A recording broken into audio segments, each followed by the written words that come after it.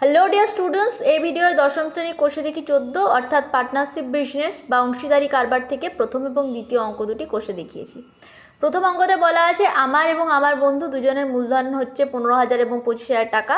বছর শেষে লাভ 16,800 টাকা হলে কে কত টাকা লভ্যাংশ পাবে। তো প্রথমে দেখে নেব আমার মূলধন এবং আমার বন্ধু মালার মূলধনের অনুপাত কত। আমার মূলধন 15,000 ইজটু মালার মূলধন 25,000 অর্থাৎ 15,000 ইজটু 25,000।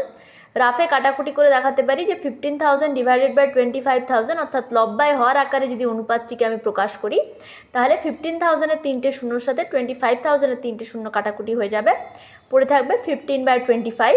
এই 15/25 লব এবং হর দুজনকেই যদি 5 দিয়ে ভাগ করি তাহলে পাবো 3/5, অর্থাৎ আমার মূলধন এবং আমার বন্ধু মালার মূলধনের অনুপাত 3:5। এরপরে 3:5 মানে আমি দিয়েছি 3/8 অংশ এবং মালা দিয়েছে 5/8 অংশ, অর্থাৎ বছর শেষে লভ্যাংশ থেকে আমি পাবো 3 ডিভাইডেড বাই 3 + 5 গুণিত 16,800 টাকা, অর্থাৎ 3/8 গুণিত 16,800 টাকা। এক্ষেত্রে 3কে 16,800 দিয়ে প্রথমে গুণ করে পরে সেই গুণফলটিকেও 8 দিয়ে ভাগ করলে আমি যা উত্তর পাবো, 8কে আগে 16,800 দিয়ে ভাগ করে সেই ভাগফলটিকে 3 দিয়ে গুণ করলেও আমি একই উত্তর পাবো। তো আমি প্রথমে 16,800কে 8 দিয়ে ভাগ করে নিয়েছি। 16,800কে 8 দিয়ে ভাগ করলে ভাগফল পাবে 2100। 2100 গুণিত 3 অর্থাৎ 6,300 টাকা হবে আমার লভ্যাংশ। আর বছর শেষে লভ্যাংশ হিসাবে মালা পাবে 5 ডিভাইডেড বাই 3 + 5 গুণিত 16,800 টাকা, অর্থাৎ 5/8 গুণিত 16,800 টাকা। 8কে 16,800 দিয়ে ভাগ করলে আমরা পাবো 2100, 5 গুণিত 2100 অর্থাৎ 10,500 টাকা। এক্ষেত্রে 2100কে 3 দিয়ে গুণ না করে আমি 21কে 3 দিয়ে এবং 21কে 5 দিয়ে গুণ করেছি, কারণ পাশের শূন্যগুলি যেমনকার তেমনি বসিয়ে দিলে আমরা গুণফল পেয়ে যাব।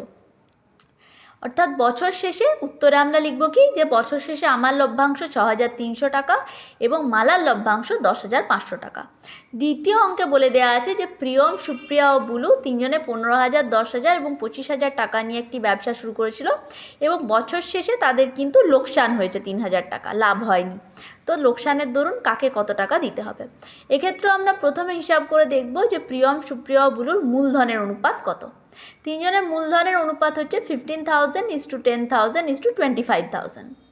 তিনটের থেকে আমরা 3টে করে যদি শূন্য বাদ দিয়ে দিই আমরা পাবো 15:10:25 এবং এই অনুপাতের 3টে পদকেই যদি 5 দিয়ে ভাগ করি তাহলে পাবো 3:2:5। এর থেকে ছোট আকারে আর আমরা মূলধনের অনুপাতকে সাজাতে পারছি না, অর্থাৎ প্রিয়ম, সুপ্রিয়া ও বুলুর মূলধনের অনুপাত 3:2:5। অর্থাৎ প্রিয়মকে বৎসরান্তে লোকসানের জন্য দিতে হবে 3 ডিভাইডেড বাই 3 + 2 + 5 গুণিত 3,000 টাকা, বা 3/3 যুক্ত 2 যুক্ত 5 গুণিত 3,000 টাকা, বা 3/10 গুণিত 3,000 টাকা। 3/10 গুণিত 3,000 মানে 9,000/10 অর্থাৎ 900 টাকা। সুপ্রিয়াকে বৎসরান্তে লোকসানের জন্য দিতে হবে 2 ডিভাইডেড বাই 3 + 2 + 5 গুণিত 3,000 টাকা, অর্থাৎ 2/10 গুণিত 3,000 টাকা, অর্থাৎ 6,000/10 টাকা, অর্থাৎ 6,000/10 মানে 600 টাকা।